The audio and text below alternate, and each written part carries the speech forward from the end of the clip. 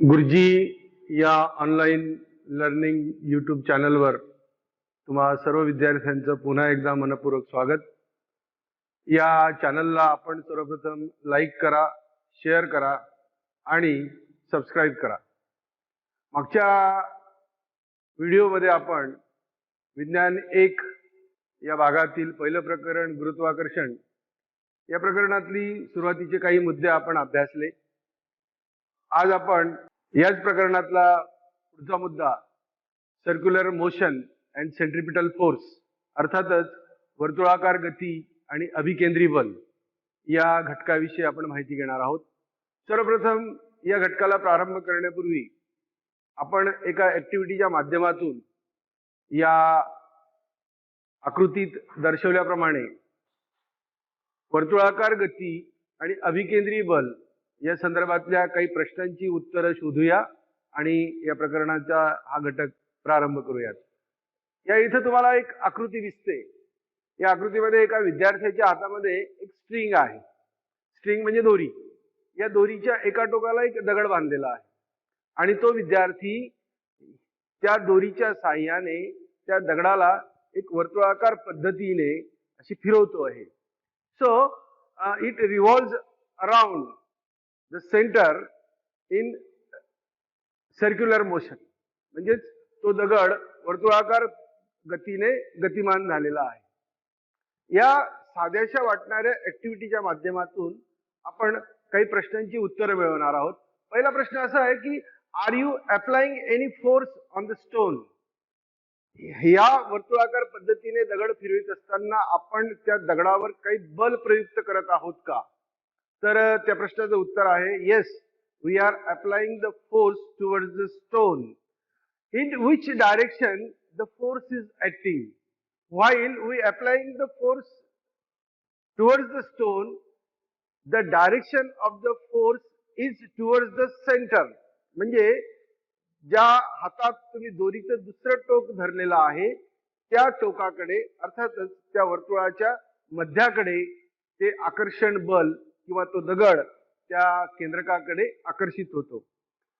पुढचा प्रश्न आहे की how will you stop this force from acting. म्हणजे या बलाचा हे बल प्रयुक्त करायचं जर तुम्ही थांबवलं तर नेमकं काय घडेल? When we release the string. ज्या वेळेला आपण हातातून ही दोरी सोडून देऊ त्यावेळेला तो दगड कुठेतरी लांबवर गेलेला आपल्याला आढळून येईल. याचा अर्थ काय की वर्तुळाकार गतीने तो दगड फिरत असताना ज्या वेळेला at the time of the releasing of the string, the direction of the motion of the stone is tangent to the circle.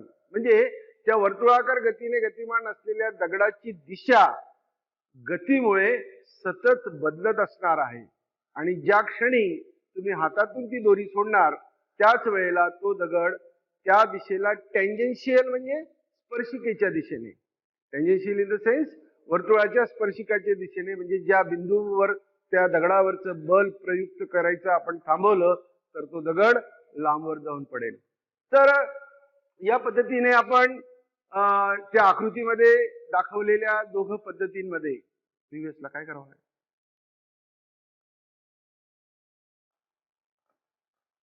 Previous दाखवायचे. सो या पहिल्या आकृतीमध्ये आपण पाहिलं की तो विद्यार्थी वर्तुळाकार पद्धतीने तो दगड फिरवताना तो इन अ सर्क्युलर मोशन म्हणजे ही वर्तुळाकार गती आहे.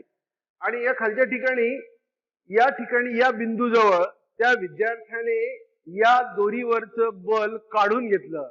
इथं बघा तुम्हाला दोरी या वर्तुळाच्या कक्षेतून बाहेर आल्यासारखी दिसते आणि तो दगड बरोबर या दिशेने, this is called the tangential direction, म्हणजे वर्तुळाच्या स्पर्शिकेच्या दिशेने तो दगड या अंतराने पुढे जातो. सो या ऍक्टिव्हिटीच्या माध्यमातून आपल्याला काय माहिती मिळाली? So from the above activity and example and questions it is clear that for the moon to go around the अर्थ.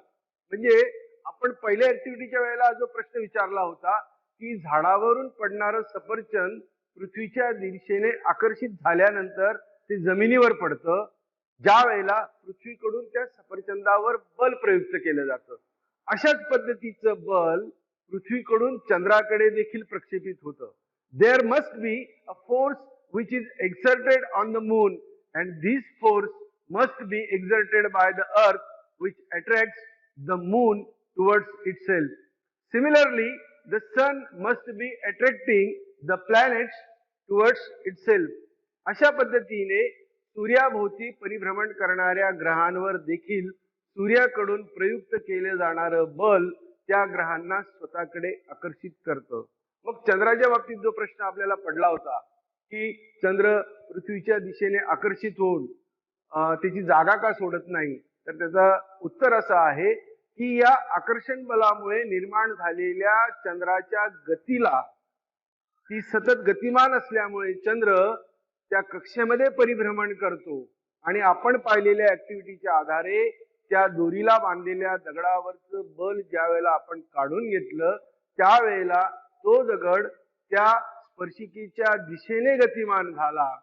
तसं चंद्राच्या बाबत घडत नाही. त्याचं कारण चंद्र त्या भ्रमण कक्षेमध्ये वर्तुळाकार गतीने फिरत असतो. मग सर्क्युलर मोशन आणि सेंट्रिपिटल फोर्स यांचा परस्पर संबंध काय? तर सेंट्रिपिटल फोर्सची डेफिनेशन आपण वर दिलेली आहे. A force acts on any object moving along a circle and it is directional towards its centre. वर्तुळाकार गतीमध्ये गतिमान असणारी कोणतीही वस्तू त्या गतीच्या वर्तुळाकार पद्धतीने फिरत असताना it's directed toward the centre of the circle, ती त्या केंद्राकडे आकर्षित केली जाते. या बलाला सेंट्रिपिटल फोर्स अर्थातच अभिकेंद्री बल असं म्हणतात. Centripetal means centre seeking. Centripetal या शब्दाचा अर्थ केंद्राकडे आकर्षित होणारा. म्हणूनच the object tries to go towards the center of the circle because of this force.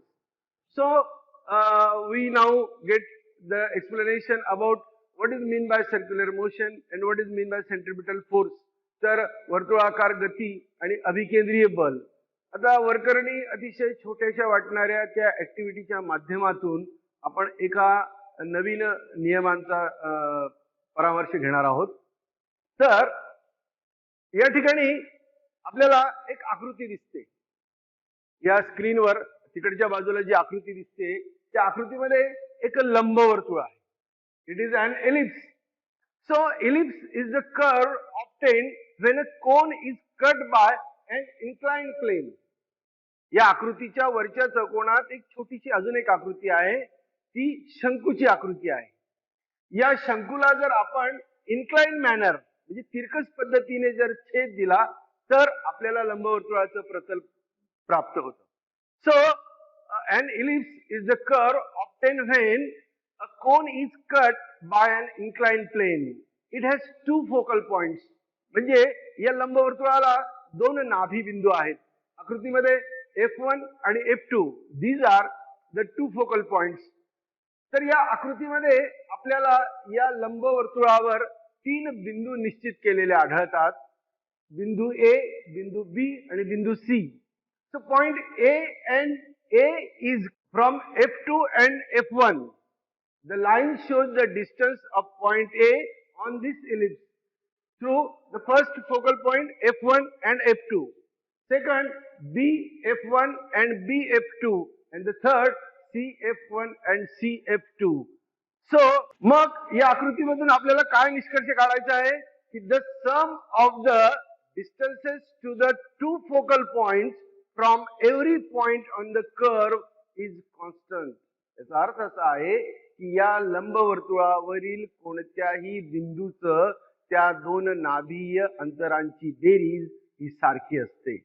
आणि म्हणून इथे आपण ज्या वेळेला distance AF1 plus AF2 equal to distance BF1 and BF2.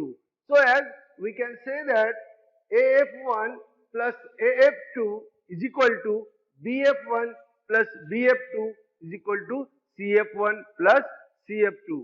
मग या लंबवर्तुळावर असणाऱ्या तीन बिंदूंनी त्या दोघं नाभी अंतरांना जोडलेल्या रेषेने आपल्याला एक माहिती अशी मिळाली नवीन सूत्राची की the sum of the distances to the two focal point from every point on the curve is constant.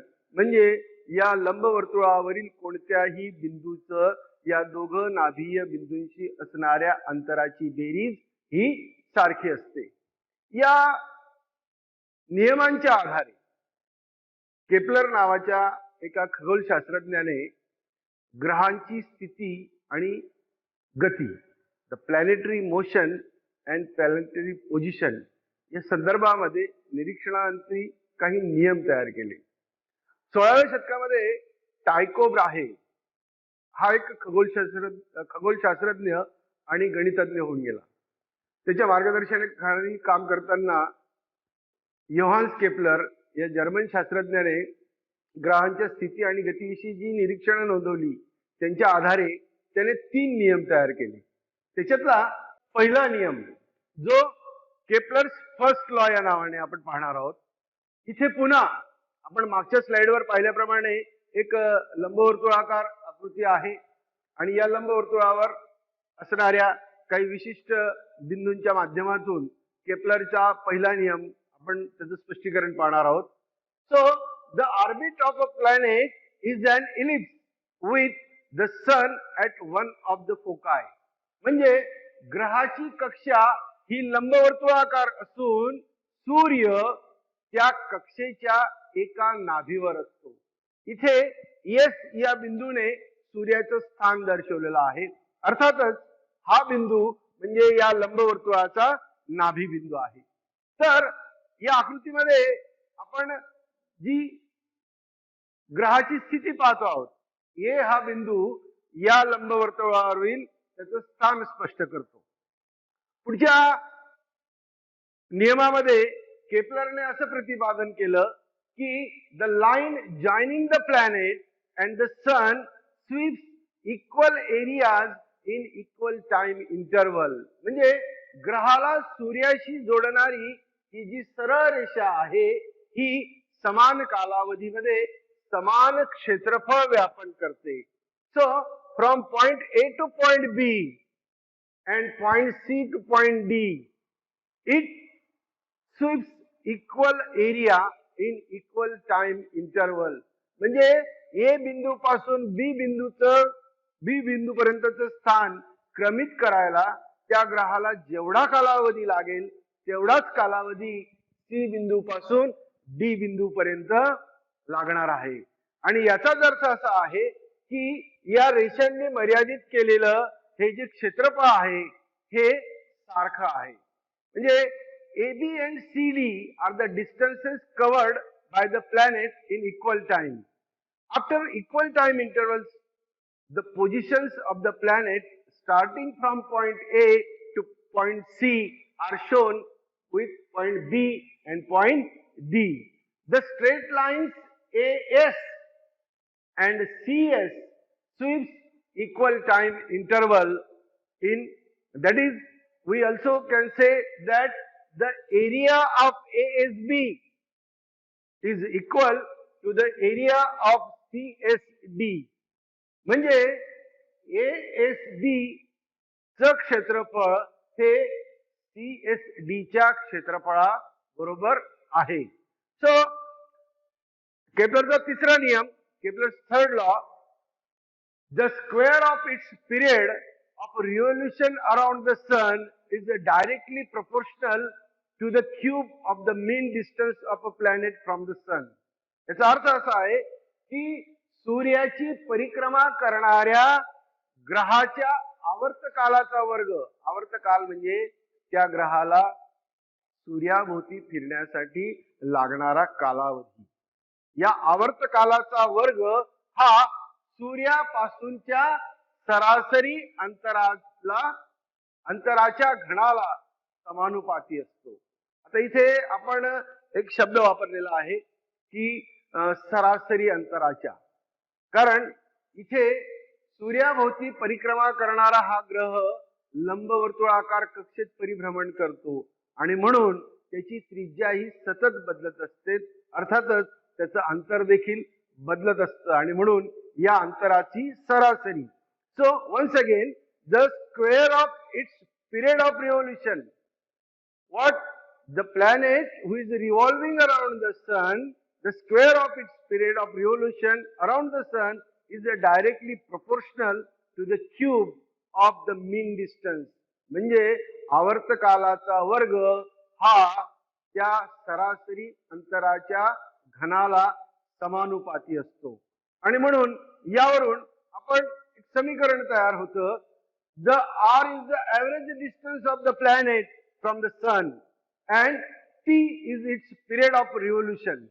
So we get t square upon r cube is equal to k. आणि म्हणून आवर्तकालाचा वर्ग भागिले सरासरी अंतराचा घन बरोबर k म्हणजे स्थिरांक, हे पहिलं समीकरण आपल्याला केप्लरच्या या नियमानुसार मिळतं. आणि मग केप्लरने ज्या वेळेला हे तीन नियम स्पष्टीकरण केलं किंवा हे तीन नियम सांगितले, he described all these three laws on the basis of the data available through the astronomers has observed the planetary motion and planetary position. पण त्यावेळेला त्यांनी केलेली सर्व निरीक्षणं ही उघड्या डोळ्यांनी केलेली निरीक्षणं होती, कारण तोपर्यंत दुर्बिणीचा शोध लागलेला नव्हता. गॅलिलिओने ज्या वेळेला दुर्बिणीचा शोध लावला आणि मग त्यानंतर ग्रहांच्या स्थिती आणि एकूण गतीविषयीची माहिती अधिक स्पष्ट होऊ लागली. मग आता आपण ऍक्टिव्हिटी मध्ये पाहिलेला दोरीला बांधलेल्या दगडाची वर्तुळाकार गती आणि अभिकेंद्रीय बल, त्यानंतर आपण पाहिलेल्या केप्लरचे तीन नियम, या तीन नियमांमध्ये पुन्हा एकदा की ग्रहाची जी वर्तुळाकार कक्षा आहे ही लंबवर्तुळाकार असते आणि या लंबवर्तुळावर असणाऱ्या दोन नाभिबिंदूंपैकी एका नाभिबिंदूवर सूर्य असतो. आणि तिसरा नियम की ग्रहाच्या परिक्रमेचा आवर्तकालाचा वर्ग हा त्या ग्रहाच्या सरासरी अंतराच्या घनाला समानुपाती असतो. हे तीन नियम जेव्हा केप्लरने जगासमोर मांडले, पण तो या नियमांचं स्पष्टीकरण तसं देऊ शकला नाही. स्पष्टीकरण म्हणजे कारण, he did not describe any reason behind all these three laws.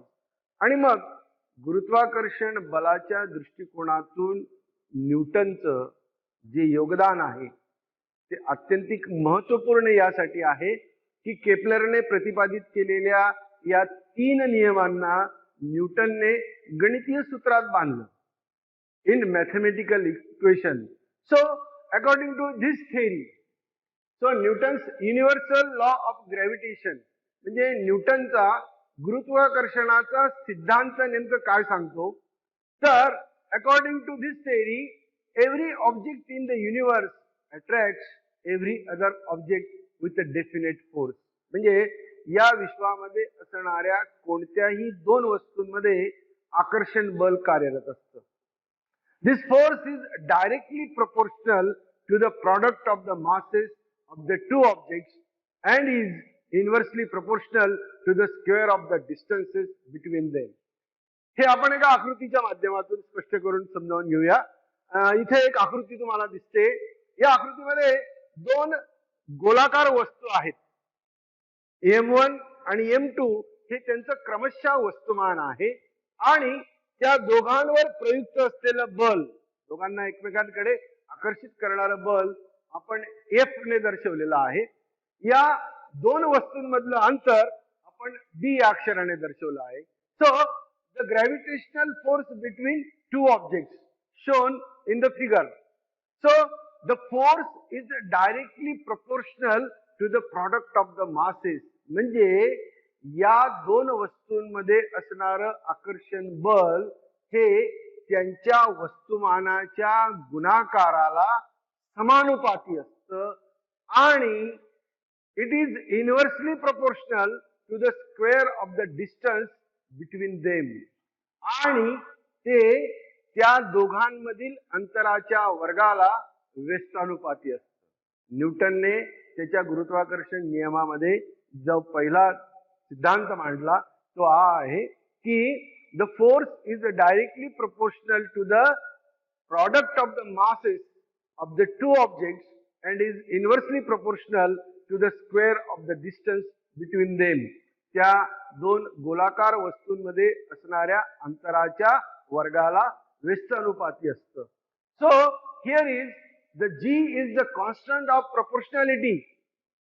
G हा या proportionalityचा constant म्हणजे स्थिरांक आहे and it is called as the universal gravitational constant. So capital G is denoted by universal gravitational constant and its value in SI unit is 6.673 into 10 raised to minus 11 Newton meter square per kilogram. its अर्थ असा आहे, the above law means that the mass of one object is doubled. आपण आकृतीमध्ये दाखवलेल्या त्या दोन गोलाकार वस्तूंपैकी एका वस्तूचं वस्तुमान जर दुप्पट केलं तर त्या दोघांमधील बल देखील दुप्पट होईल. The force between the two objects also doubles and also the distance is double, the force decreases by a factor of 4. म्हणजे त्या दोघांमधलं अंतर जर आपण दुप्पट केलं तर त्यांच्यामधलं आकर्षण बल हे 1/4 आणि म्हणून इथे पुन्हा एकदा या वैश्विक universal gravitational constant capital G त्याची जी SI युनिट मधली व्हॅल्यू आहे, SI म्हणजे स्टँडर्ड इंटरनॅशनल, एकक प्रमाणित करण्याची जी पद्धती जगामध्ये सर्वमान्य आहे ती SI युनिट मध्ये व्यक्त केली जाते आणि त्याची किंमत 6.673 into 10 raised to minus 11 Newton meter square per kilogram. So the center of mass of an object is the point inside or outside of the object at which the total mass of the object can be assumed to be concentrated. गोलाकार असलेल्या वस्तूचं वस्तुमान हे त्या गोलाच्या केंद्रकाजवळ एकवटलेलं असतं and the center of mass of a spherical object having uniform density at its geometrical center. म्हणजे गोलाचा जो भौमितिक केंद्र असतो त्या ठिकाणी त्या गोलाचं संपूर्ण वस्तुमान एकवटलेलं असतं and the center of the mass of any object having uniform density at its centroid. So let's move towards the next point.